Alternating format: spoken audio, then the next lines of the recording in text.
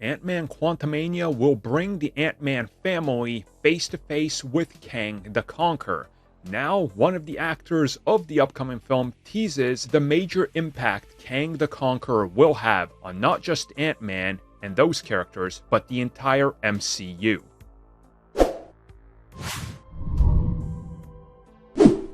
So recently, Evangeline Lilly, who of course plays Wasp, was talking about the future of Ant-Man, and she opened up a little bit to Lights Camera Barstool outlet about the future of Ant-Man, and specifically them going toe-to-toe with Kang the Conqueror, and how this film will be very important to everything going on in the MCU. And essentially what she said is, if you look at the two Ant-Man films, they of course exist in the MCU, but they are their own little corner of the MCU that doesn't really impact everything else that's going on in the bigger world at the time.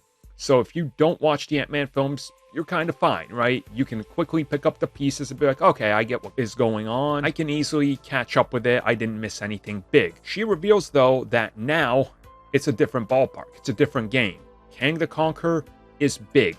He's huge. A major villain.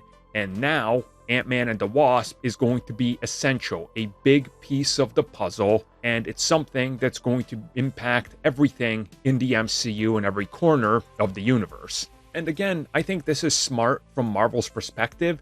Kang the Conqueror will be important. He's going to be big. He's a next big bad that's going to have his presence felt everywhere. So why not make Ant-Man and the Wasp the next billion-dollar film by telling everybody, you have to see this film because it's important. No longer is Ant-Man, and no pun intended, this small character on the outside of the MCU you can ignore. No, you got to watch this film, because if you want to understand what happens in the next entire phase, how this connects to everything, why Kang is known as the Conqueror, why things are changing in such a huge way, why you're going to watch one film and suddenly everything is changed, well, you need to watch Ant-Man Quantamania. Like, no and if or buts about it. It'd be like skipping Civil War and going from Avengers Age of Ultron to Infinity War. You'd be like, wait, why aren't they friends anymore? What happened?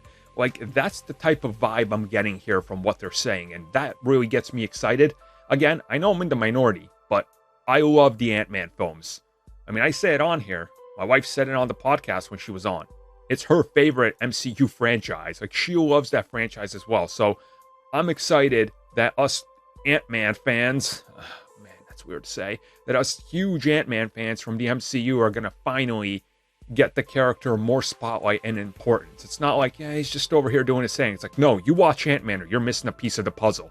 A giant piece of the puzzle.